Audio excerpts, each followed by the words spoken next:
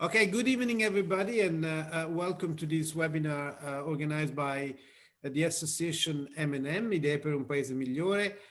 This is devoted to the Ukraine crisis and is called indeed a clear and present danger with a question mark.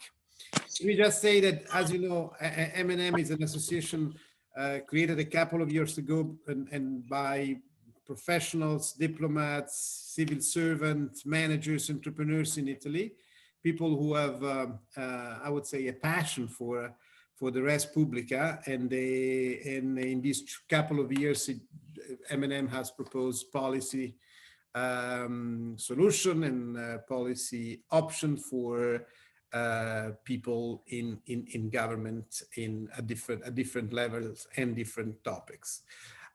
We had already a couple of webinar on this, on Eastern Europe in the last year.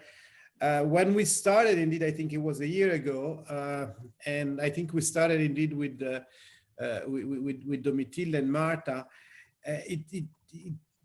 Let me say, it seemed remote, a bit far away, a faraway country, but it progressively has become a much more pressing issue. And even a month ago, I think before Christmas, when we had another webinar on Ukraine, it was still at the time a topic for initiated. Today is, unfortunately, I have to say, has become really a topic of conversation a bit everywhere, because there is the situation is escalating, the danger is escalating, and we don't see yet a positive solution to the crisis. Obviously, there is an obvious question, which I don't think anybody has an answer, but we will try to see with Domitilla and Marta the different possible answers, and also with Davide may after Domitilla and Marta may I'll call you to tell us a bit about the energy outlook and what is happening, what could happen if things get even worse. Without further ado, I will give the floor to Domitilla, who's, as you know, is very knowledgeable on the topic. She's a researcher and professor at King's College, and she has devoted all her life and study to Eastern Europe and Russia foreign policy. Please. Thank you very much, Fabrizio, and thank you for inviting me. It's really a pleasure and an honor to share a panel with Marta, whom I have followed since I was a student. So I'm very honored and very happy to share a panel with her.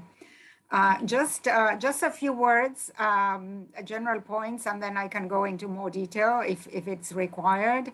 As you asked me, Fabrizio, I think I will highlight 4 points of sort of the latest developments. One is that in the last few days, there seems to be, as we had discussed, a perception that there might be some sort of de-escalation and maybe an attempt to see whether negotiations, especially around implementation of the Minsk agreement in the Donbass, can provide at least sort of some kind of solution or some kind of hope. And here we see the United States putting quite a bit of pressure on Kiev, which certainly is creating upset in Kiev, to try to see if they could implement the Minsk agreement. So I think that this is interesting. It's positive in a way. I think also what is positive on this front is that Putin is going to talk to Zelensky, which he has refused for a long time. And there's going to be visits of the German Chancellor to Moscow and a conversation with Macron. So I think that there is a sort of high-level engagement now that could maybe produce some interesting results within sort of the sort of convening of the Normandy format, which involves Ukraine, Russia, Germany, and France to implement the Minsk agreement. And I think that is, I want to start sort of with some positive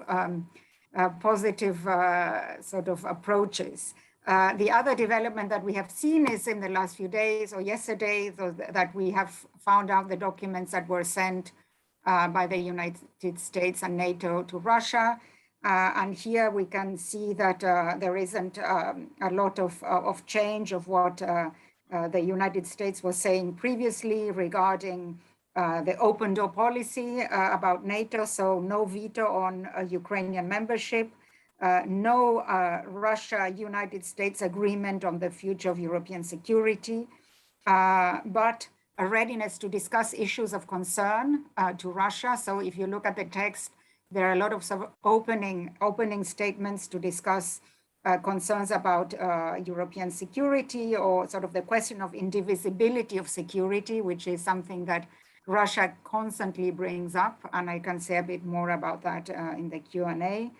But also readiness to discuss issues around disarmament, arms control, transparency, confidence building measures, mutual verification, inspection. So all that is not new, but it's there. What I found quite interesting is how very strongly the US spelled out all the issues of concern to NATO and the United States, because so far sort of the narrative has been very much focused on how Russia felt sort of left aside in European security. And I think this is an effort in a way also to show what were the problems from the Russian side, and emphasis on Russia's presence in Moldova, Georgia, and Ukraine, which is not wanted by these countries. So that is in violation of many of the agreements that were reached within the OSCE framework, especially around the adaptation of the CFE treaty, which used to regulate conventional forces in Europe. So, so very interesting that the US and NATO are really stating also very clearly the violations that Russia has carried out. So I think that's very interesting.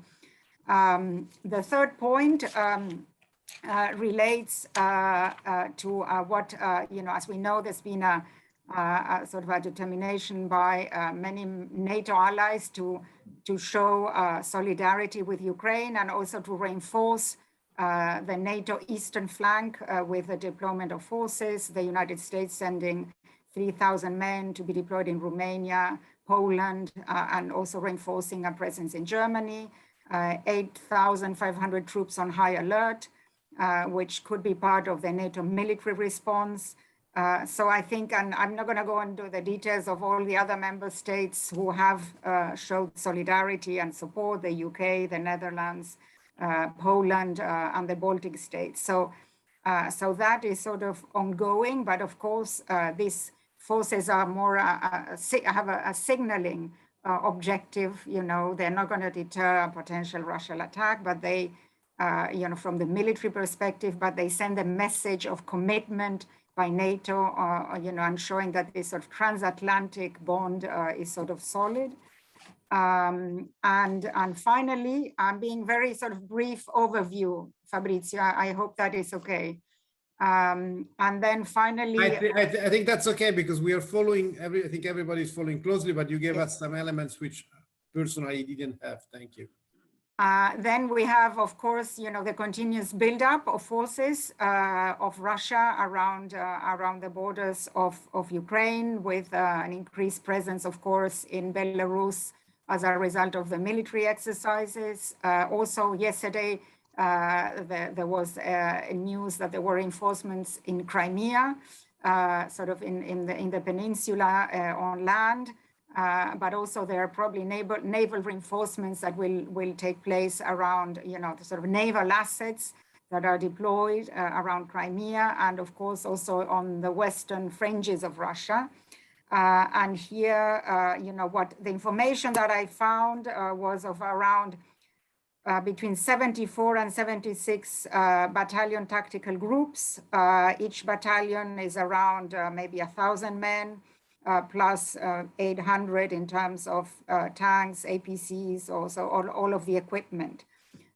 So we're really talking about quite a significant presence, especially of military equipment, but not all of these forces have been manned yet. So the big question is whether men are going to be deployed to the battlefront in the next weeks or so. Some of these forces are very close to the border. Some are very close in terms of distance from the Ukrainian border. Others are 150 miles. And if I have a map from CNN that if I manage, I'm terrible with technical issues, but if you require, I can try to put it up. I think that, as we discussed, the Russian armed forces, I'm quoting experts, are much more capable than they were in the past. They are much better trained, better equipped. They are much more mobile.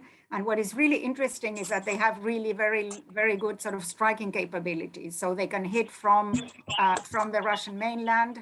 They can hit with artillery and aircraft, but also receive from naval assets. So they have very good naval assets from where they can sort of with striking capabilities that can hit Ukraine. So to a great extent, Ukraine is very much surrounded from the north, the west, the south, and also there's a small presence in Moldova, in Transnistria, in the west of Ukraine. So this is really sort of what we have in terms of the Russian presence. The Ukrainians are getting support from the Americans on, for example, anti-tank, Javelin mechanisms, and also anti-air. But I don't know to what extent that is going to deter sort of the Russian potential operation.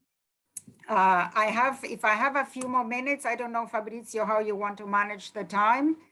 No, I think you do, but I would move indeed to what you told us at the beginning, that you have two hypotheses in one sense and two hypotheses on the other one. Yeah. So what these are the answer to the obvious untold question. Yes, exactly. So what, in my view, are the arguments that are sort of weighing in favor of the position that war is more likely? Of course, we know, first of all, this very, very, very significant military buildup. It's ongoing. It's very costly, and it's really a very sort of costly enterprise if it has been sent primarily for political signaling. So, the deployment is so vast and so significant that if it is mainly intended to send a message, it is a bit exaggerated. So, to me, this has always been the argument. Sorry, Marco, could you please put on mute? This has always been for me an argument, that really left me puzzled and more weighing in favor of a military invasion or attack, because, the dimension, the scale, the extent of the deployment was such that, to me, it was very hard to think that this was only political signaling. The other point, of course, is the question that many of the proposals have not been responded positive from the Russian point of view. So what Russia was demanding from NATO, very little, in terms of, Ukraine's membership of NATO, or in terms of going back to the sort of security paradigm of Europe before 1997. So many of the key elements that Putin was hoping to sit down maybe and negotiate in a sort of exchange, hasn't really happened. So probably Putin might find that he really needs to do something to save face, to show strength, and to make sure that that all this effort was worth it, because the concessions that maybe he could have obtained or he can obtain are not really worth all the effort. So this is on the purely sort of, we look primarily at the negotiations and the military aspect. We can then discuss about his role and his ideas about Russia and his ideas about Ukraine. I'm being very succinct here. On the more sort of positive side, I think that, as I said, we are seeing signs of a negotiated effort that seems to be starting, where Putin seems ready to re-engage with Ukraine, which he wasn't in the past. He was really very reluctant to talk to Zelensky. Zelensky many times was asking for this, and Putin was saying, no way, I only want to talk to the Americans. So this is an interesting result. I think that, of course, on the other side of the war, the risks of war itself, which we have discussed already in our chat, are always there in terms of blood and treasure and a military sort of risks and the costs of war. And so Putin may be weighing that these are maybe too high. And to a certain extent, my point is that because NATO and the United States did not really move, they kept very much a united front. I'm starting to wonder whether they really called Putin's bluff, So if you really want to attack, okay, go for it. We'll see if you're really ready to do that. Might be a bit early to think of that, but this is something we might start to consider. To what extent, this united front, this very strong message that we're not going to budge, has sort of showed open that a lot of these threats, for Putin are very hard to materialize, because I think that there would be domestic, there will be quite interesting and probably strong domestic opposition. And again, in the chat, I can say a bit about what I'm reading in the Russian press. Sorry, Stefano. Yeah, thank you.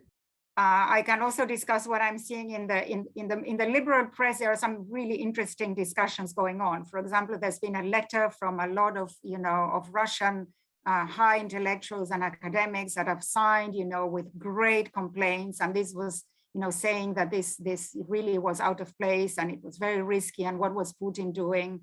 And this was published in the website of Echo Moskvy, which is a sort of a radio station in Moscow, which is quite liberal and has not so far been, identified as a foreign agent. So this for me was really quite significant. There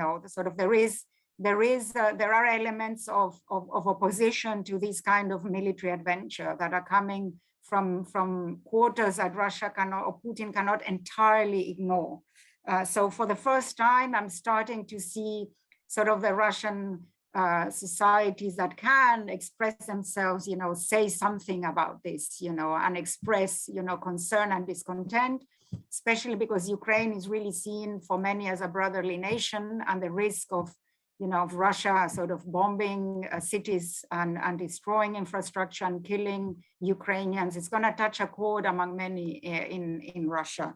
And of course, as we know, the economic situation of the population is not ideal. I mean, it's good maybe if we look at the finances of the state, but it doesn't always reflect in the well-being. So there's concern that individuals have that are top priority, and more important than the questions around Ukraine, and they range from COVID to the economic and well-being of individuals.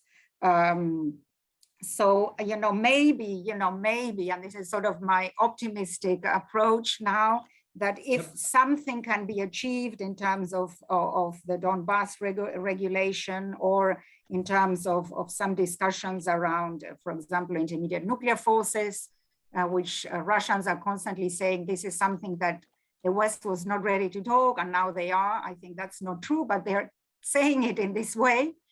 So they feel that this is some kind of concession that they have obtained. So that can be sort of presented by Putin as sort of this whole operation, provided some results because they are listening to us. We have constant negotiations and talks, and it wasn't a sort of a wasted enterprise to show our strength. Okay, Dimitri. Thank you. That's a lot of a lot of information, a lot of analysis to digest. Before, and I'm sure there are a lot of questions as well. But before doing that, Marta, thank you for being with us. I think from you, we would expect particularly some views on our response, the Western response from the US, NATO, and somehow the European Union, and why not also Italy? Yeah, thank you very much, and thanks, Domitilla. It was a pleasure indeed to listen to your introduction, which I completely share. So it's not really a debate among us. I think that the main problem is really that we do not know what Putin really wishes to obtain. We know in general that he would like to bring back Ukraine within the so-called quote-unquote sphere of influence. After all, Putin got a lot of success in Eurasia in general, Belarus, Kazakhstan, etc. Ukraine is a sort of outlier. So the idea is that he has to prevent not only Ukraine's entering into NATO, which is not in the cards, and this is one of the results of this crisis. It is now very clear to everyone, even if we said very clearly that we leave the door open, this is the principle, but de facto, even Biden admitted that Ukraine is not to become a member of NATO in a foreseeable future. So the point is to be able to bring back Ukraine within the Soviet sphere, the Russian sphere of influence, but it is very difficult for all the reasons we know. The second point I would like to make is that since we do not know what Putin is going to do, we can only assess costs and benefits, as Domitilla very rightly did. And I tend to share your assessment. I remain of the opinion that looking at costs and benefits, a full-blown military attack by Russia into Ukraine is very unlikely, because it would be indeed very costly and very difficult also from a military point of view. Clearly, the Russian army has been modernized. You're very right on that, and still a real invasion going to Kiev to install a puppet-like regime would meet with a strong resistance.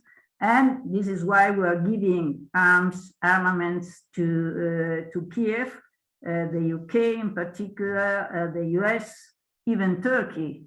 We see it. Erdogan is trying to pretend to be a mediator between Kiev and Moscow. It is a very interesting story from a certain point of view, because Erdogan is trying a very difficult balancing act. He buys S-400 from Russia on the one hand. On the other, he condemned the Crimea War in 2014, but he didn't apply sanctions. He's giving drones to Kiev. In any case, he's pretending to have become a real player. Italy is among the countries who is not giving military aid to Kiev, together with Germany. From a general point of view, we are more or less on the same position on that front. Nobody mentions that in particular for we are lucky under this respect. But it is true that we are not particularly active on this front, while it is possible that Italy will take part into these forward presence initiatives Domitilla was referring to. France is going to be in Romania, Italy will be somewhere else, but in any case, we are taking part into that. Under this respect, the costs and benefits, I still consider more likely a long kind of destabilization activity, a sort of war of attrition, especially in the Donbass. This is the kind of military activity we can foresee, in my view. Clearly, the solution to that would be an implementation of the Minsk agreement of 2014. Domitilla was again very right on that. And from this point of view, neither Zelensky, to be honest, nor the Russians made steps forward. But if there is a diplomatic solution possible, it is a solution around the autonomy of the Donbass region. Another point I would like to make, I agree very much with your view that Putin was probably hoping for a window of opportunity vis-a-vis the West. The idea from Russia is that the US is very weak internally, is totally focused on China, and US and Europe are divided. De facto, the US were able to organize a more coherent response, and the West, quote unquote, was able to remain quite united. It is true, however, that there are different sensitivities, to put it this way, or different analyses. For instance, there is today a very interesting article by Ivan Krastev in the New York Times explaining that while the US and the UK tend to take the scenario of a full-blown invasion as a very serious one, we Europeans tend to think instead that limited war of attrition would be much more likely. These are also cultural differences between us, but also revealing a different geopolitical position vis-a-vis the problem, and also different cultures, if you wish, about war and peace issues. Germany is at the center of this very debate. Still, there are differences between the two parts of the Atlantic. The real question is whether deterrence can work. Domitilla already explained what we are doing in terms of military deployment on the ground, 3,000 more American troops in Romania, especially, and in Poland. So giving a boost to neighboring allies, and at the same time refusing to apply Article 5 to Ukraine because it is not a NATO member. As I said, important military aid, which would increase a lot the cost to Russia of a military invasion, and this forward presence in NATO neighboring countries. I don't know whether it will be enough to discourage Putin from a military move in the Donbass. Certainly, this is the other phase of the dialogue. I mean, deterrence, military pressure, and dialogue go together on both sides. And then we have sanctions. The entire chapter of sanctions. This is very interesting in my view. We will see in a few days the approval in the American Senate of the quote unquote mother of all sanctions, meaning a new package which is much more serious as compared to 2014, involving in particular the financial sector, energy, technology, etc. It's important to notice that this is a sort of preventive package because Russia has not invaded yet, and yet it is prepared. Also on Italy's side, Italy is prepared to pay a heavy price. As we all know, we are overly dependent on Russian gas. Davide knows better than I, but more or less 46%. And so we will have problem with gas, even if not immediately. Maybe I leave it to you, Davide, but in any case, the forecast is that also even if we will have a cut in supplies as a reaction of Russia to our energy sanctions, we will have a way to survive, quote unquote, in energy terms until the end of March, if I'm not wrong. Certainly substitution with liquefied natural gas will be difficult and partial, but I leave it to you. The financial sector is more interesting. I don't know whether Eric is there still, but yet I saw, for instance, UniCredit gave up to the acquisition of an important Russian bank, anticipating sanctions, I guess. And the expectation is that in particular, Societe Generale, Raiffeisen Bank will suffer a lot in case of sanctions. There is a polemic going on about London, because one of the ways in which we could weaken support in Russia for Putin going to war is to weaken oligarchs' investments, quote unquote, in the financial city of London. We will see whether the UK is serious about that. And then there is the entire chapter of how much the Russian economy has become since 2014 more sanctions proof, in the sense that Putin has been trying to reduce dependency over external vulnerabilities. And this is also an important factor. In a nutshell, really, we don't know. This is the sad conclusion. My bet would be for a long-term strategy of destabilization of the Donbass. I also think with Domitilla then that deterrence and dialogue can work together, but I don't know up to what point. Thank you, Marta. And indeed, on the sanction side, also the European banks are indeed preparing for the worst. The ECB has given a sort of a warning to all the banks, which have an exposure. Before going to Davide, I will go for a first round of questions, and then I know Davide has a presentation. So any question? Michele, do you any thought, any views? Well, no, thank you very much.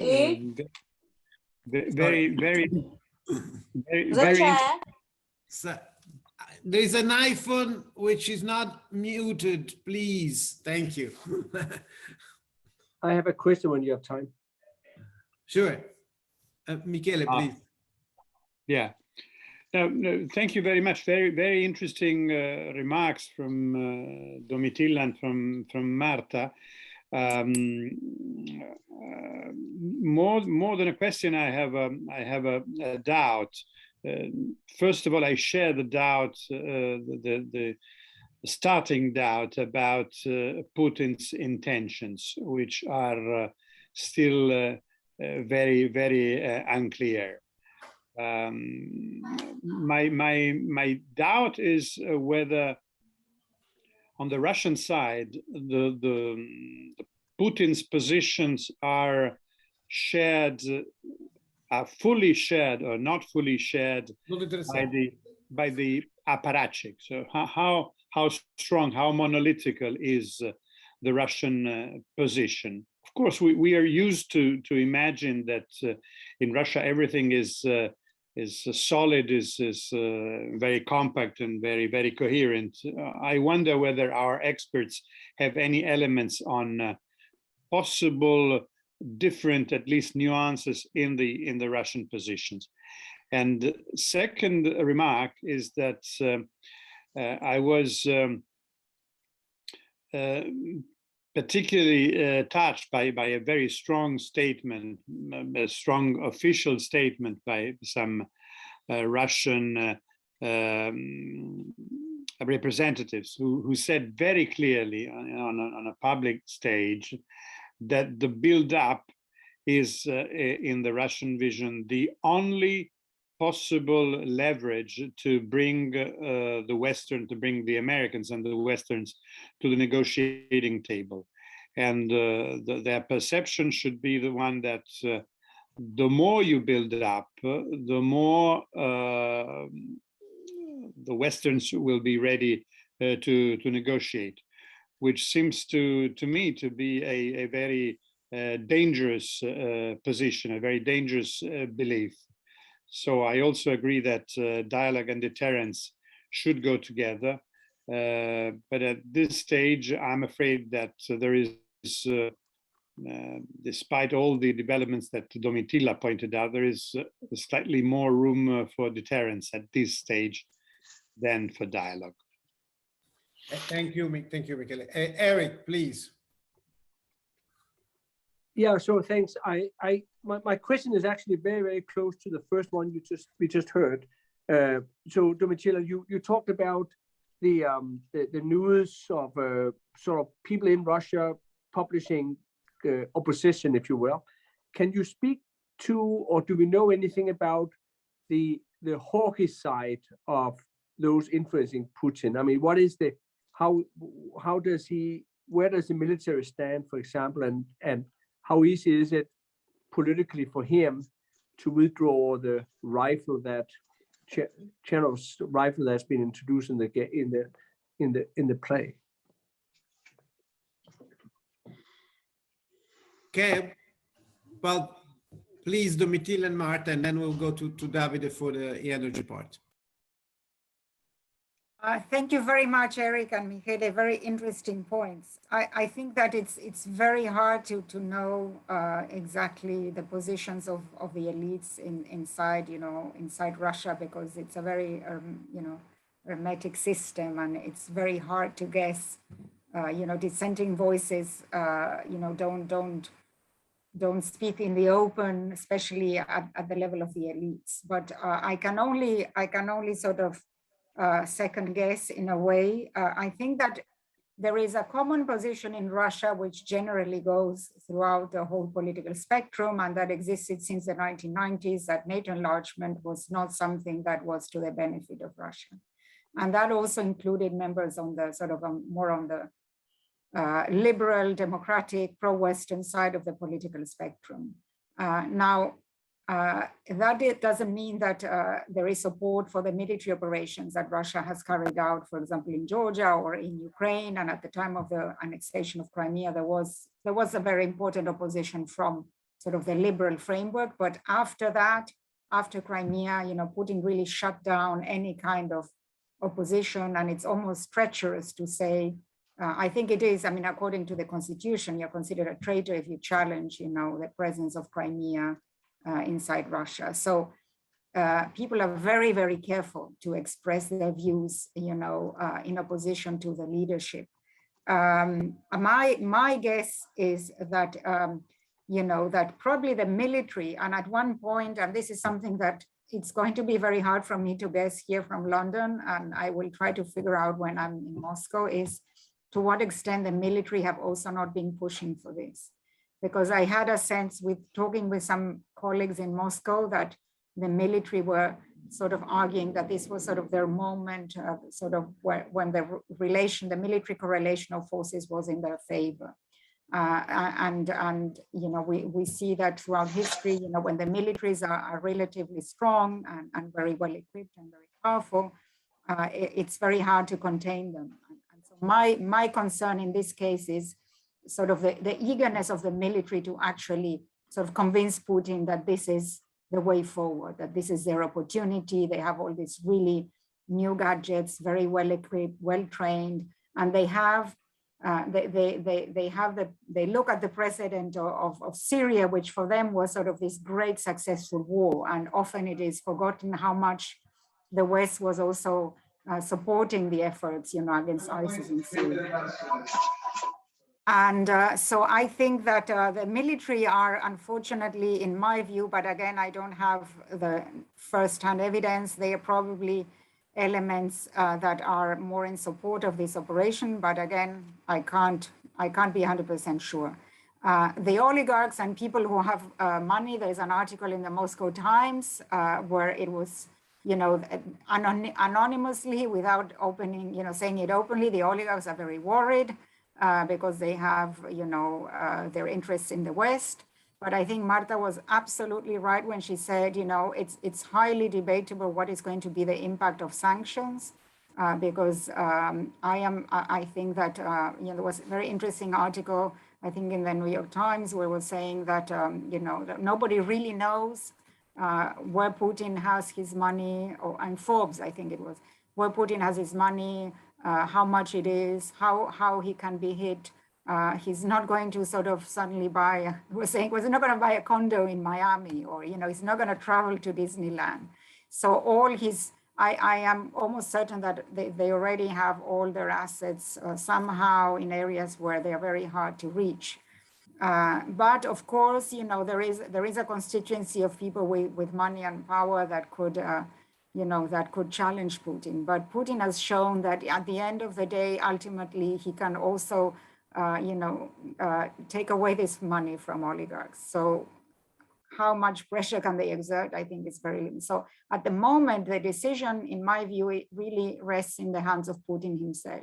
That is why it's so hard to know, but generally, the official position is all in support. And as was mentioned by Michele, this idea that, that only with a lot of sort of a high display of force can the West listen to us. And I was reading a very interesting a discussion with Fiona Hill, who was the advisor to President Trump, and she's a very good Russian expert. She wrote this book on Putin, and she says that in her view, there was a lot of frustration in Russia that the West was not listening, and when Trump engaged with the North Korean leader, maybe some lessons were learned, like here there is a guy that is doing something so outrageous that maybe that's when they're going to listen to us. So, sort of copying, may have left an impression that, when you do something that is so out of what people are expecting, and you really create this scare, then, you had, President Trump meeting with the North Korean leader and trying to find an agreement. And, I'm quoting Fiona Hill. She was arguing that Putin may have learned, from this experience that the only way to catch attention is to do something that is, so outrageous and, and to be so tough in your demands that maybe in the end you will get something. And there was this really interesting, it comes from the Soviet times, this kind of three, points is like you demand something that is completely outrageous, you insist on your threats, and the West is always going to give you at least something, So I think they might be following a bit this model, even if it is not what you want, in the end, the West might come and give you a little thing. So maybe that is something that, we need to bear in mind. If I just may say one little point of what Marta was mentioning about limited war of attrition. The problem is if there is a limited intervention, how do we react? I mean, and this has been a discussion, do we go full with sanctions or, do we do a flexible response? And here I would love to hear Marta's views on this. I think you're right. Biden, in a sort of gaffe, but this was not a real gaffe, said very clearly that sanctions will be proportional to the kind of intervention we will have in front of us. It is true that in case of limited sanctions, we could have divisions or distinctions to be between the Europeans.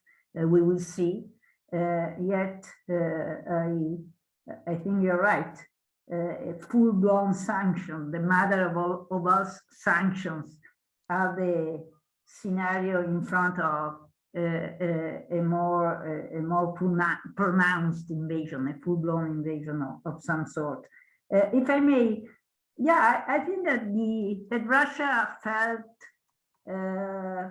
marginalized by the US, especially during the Barack Obama years. You will all remember the period in which Obama said Russia is just a regional power, we do not have to worry so much, etc., etc. So the main political objective, in a sense, was to get back political status as a key interlocutor for the United States. So from the point of view, Putin already obtained, if you wish, this kind of result, because he's back on stage together with the US, and we know very well that what Putin really wishes to achieve from this point of view is the bilateral dialogue between two superpowers.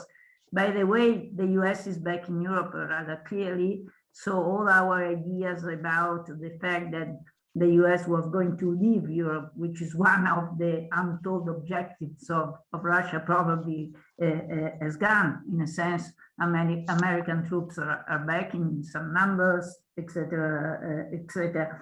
As for sanctions, again, I think Fiona Hill that you mentioned, she wrote this book on Putin's men, but she gave a testimony to the Foreign Affairs Committee of the Senate yesterday, and she was rather clear on the point that according to her, the only way to provoke a sort of internal division within the Putin's circle is to hit oligarchs' reserves abroad. And this is why she was mentioning the role of London, of the UK in particular. But her view is that we have an opportunity there, dividing the oligarchs, while she agrees with you, Domitilla, it's more difficult to see divisions in the military circles, also because they feel emboldened by military modernization on the one hand, and military actions on the other. So I completely agree with you. I know as far as Italy is concerned, that Italy has already prepared the list of sanctions on our side through all this kind of coordination between different ministries which will be involved. And still Italy is quoted by Fiona in this testimony for the meeting we had between business and Putin himself. And this story, luckily again, was not particularly mentioned in international press, but it is an important story from a certain point of view, because again, if you keep such an intense business relationships, it is clear that sanctions are going to be less effective than we think in theory. Thank you, Marta. That was quite interesting indeed, and also the position of Fiona. I will move to the energy side.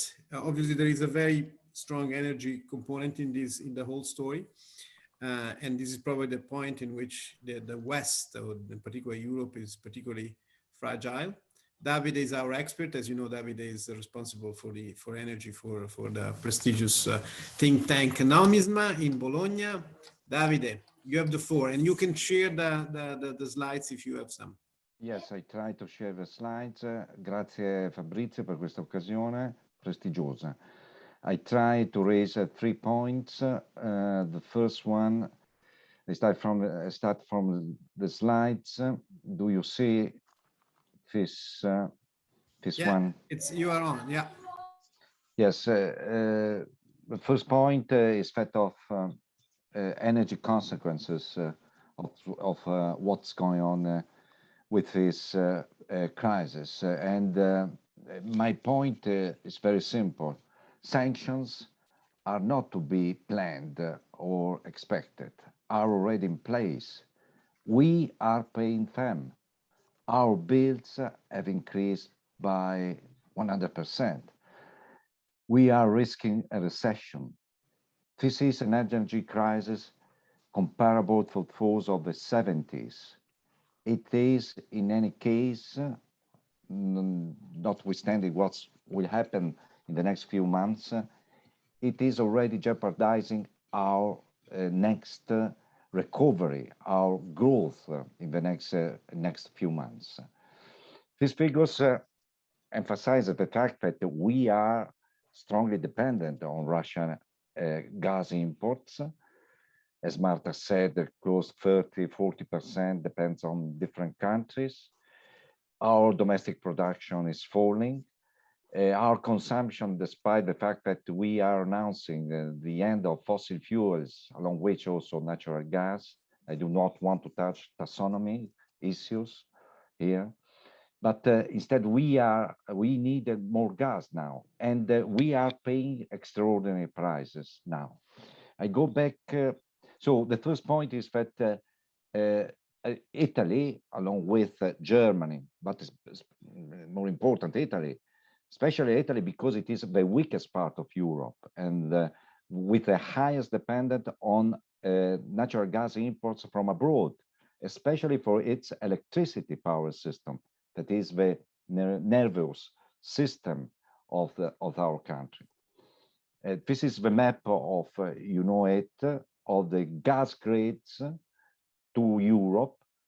And specifically, the red lines are those involved in the present gas crisis. The dotted one is the Nord Stream 2 that is running parallel to the existing one that was completed and entered into service in 2011. So it is for me extremely incredible, or it is a paradox that is already used by, I understand, of course, by Biden or by the German, by the European, as a deterrent towards Russia. But we have already now such a big connection with Russia, and I raise maybe a stupid question, but why have we allowed in the last more than half a century, 70 years, to build such a reliance? We discovered today that we are too much exposed. We cannot afford it. I want to mention it. In any case, we have already done it. Because for Italy, for example, this energy shock will mean a 2-3% of GDP that will be transferred abroad as energy deficit on the balance of payment. So is there other gas? It is interesting to mention that why don't we buy more gas from Algeria, from Libya, from Norway, from UK? No, we are importing it from the United States, LNG, far away, with environmental costs that is exaggerated, but not only for transport, but mainly because it is produced through fracking, that is the most environmentally not friendly technology. So I raise the point of fracking because in Europe, there is a lot of shale gas that has been discussed 10 years ago or more, especially in UK. UK, if you read The Economist of today, Boris Johnson has a problem of poverty of the country. And one of the reasons is caused by this energy crisis that was triggered by the Ukraine crisis. Next point, energy prices. This is the gas price that I constantly follow on the eyes of London, the Continental Exchange, the futures of the next delivery month of the TTF, the price of the spot price of gas. Unfortunately, I was hoping today, as each morning, to see it falling down towards 70, 60 euro per megawatt hour. I remind you that 1 year ago we were at 20. So this is today. This is the intraday. Yes, this is 1 hour ago. I checked a few minutes ago. It was 81. So it is not following. So we are constantly checking the latest gas futures prices. Because it is incredible, this level of price. It was 182, by the way, a few days ago, the 21st of December. But 1 year ago, it was 20. The cost of production and transport at the Tarvisio, the boundary with Italy in Austria, is 6. Is it possible? And I am exaggerating and taking a big distance from the short-term problems we have, but we need Russia in the future, of course, because we need gas, and the cheapest gas and the closest one is that of Russia. I go ahead, the consequences. This is the power prices on the power exchange of Italy. You see that it's skyrocketed, electricity bills, inflation. So worldwide, we have a problem of inflation, especially in Europe. But this is, as we have seen this morning, caused mainly by this natural gas price. So at the end, we are already paying the sanctions. We are already applying it, and with a huge cost for us. Marta, do you want to? No, I would like to ask you, is it correct to say we are already applying sanctions, or it would be better to say Russia is already playing an energy card, being very tight on the spot market, because after all, Russia is complying, as far as I know, to the long-term contracts, isn't it? While it remains very tight on the spot market, which increases the cost of gas right now. But unfortunately, these are not our sanctions for the moment being. Our sanctions will have to come, and that will be very worse for the reasons you have been mentioning. So, even if yes. One further point on Germany, maybe, even if I think that in the end, and Michele, maybe you know better than I think that if we go to the moment of truth, Germany will follow also on Nord Stream 2. This is my impression, reading to the declarations of the new German government, notwithstanding the situation you have been describing, Davide. No, yes, I'm not an expert of sanctions and international politics, but you are right. I want to raise this point that we are suffering so much in order just to keep close the North Stream 2. For me, it is an exaggeration also because we are making a big favor to Russia, to Gazprom, because we have never seen such extraordinary gas prices. You are right that long-term contracts are more stable, but we do not really know. And we have here another problem that is meaningful of the difficulty to face and address the problem by the Europeans. The regulators are doing nothing, are doing anything. No. They are, yes, completely absent. The European Commission is talking, for example, the debate about taxonomy now. That is a long-term problem, this one. I do not even want to discuss it. So we are, the regulators, they are not investigating the problem of these gas prices and what is doing Gazprom on the spot market and the short term. The first thing to do, however, is very simple: to force the German to apply a rule according to which next summer storages must be full, like it is going on in Italy, for example. So we have this example. Now, these problems, you are right, of course, the sanction will be much worse, but in this case, paradoxically, we are giving a lot of help to Russia. Of course, at the same time, I want to point out that Russia has been the most reliable exporter of natural gas to Europe in the past 70 years. They started to export to Italy in 1973. It is unbelievable to see such an opposition to Nord Stream 2 to NS2 when we have such a big grid of gas pipelines that was built by the communists during the Cold War, and nothing happened then. Okay, I close this point and I go to the third one. No, yeah. Go ahead, and then I have a question. The third one is very simple: oil prices.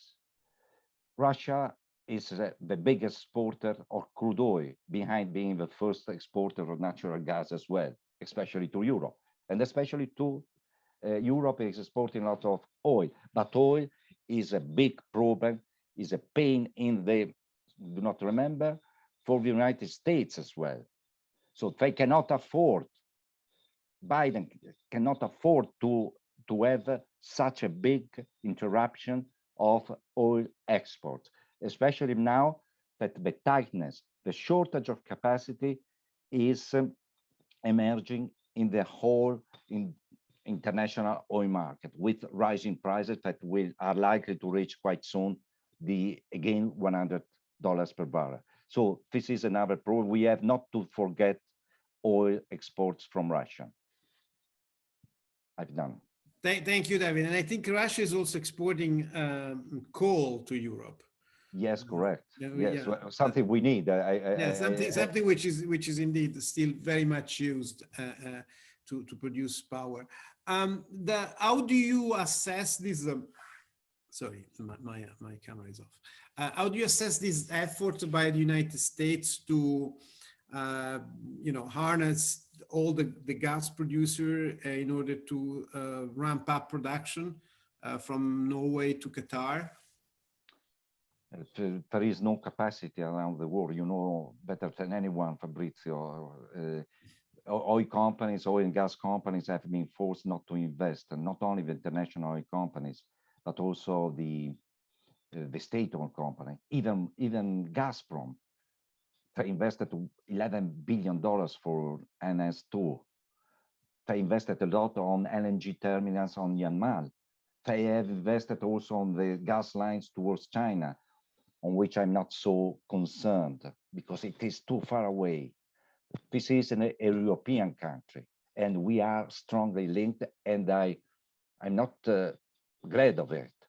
But it is something also that we have to see it, of course, now it is a weakness, but in the future also as a strength. But there is no gas around the world because we and you, I'm fingering to you, towards you, the financial industry.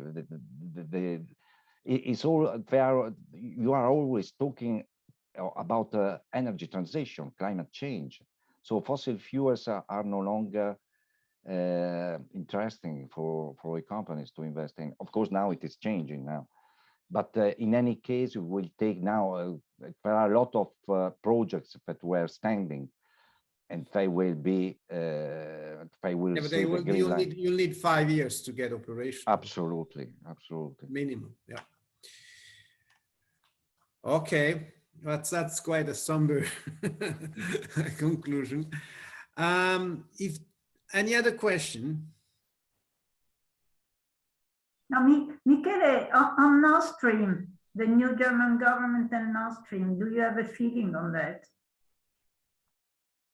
No, not yet. I have the feeling that they are still in searching for a compromise. As you know, there is one important part of the coalition, which is the SPD, in favor of Nord Stream. There is another important part of the coalition, which is the Greens, that are more careful about Nord Stream.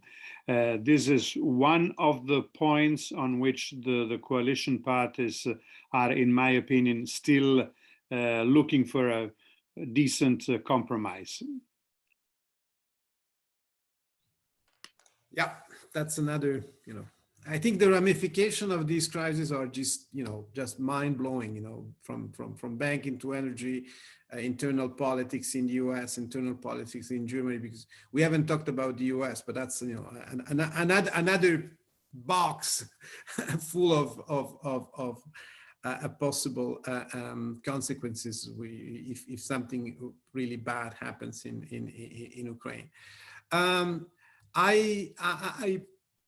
I thank you, Domitilla, Marta, and Davide for being with us, for your wisdom and your knowledge. I thank everybody who were on the call.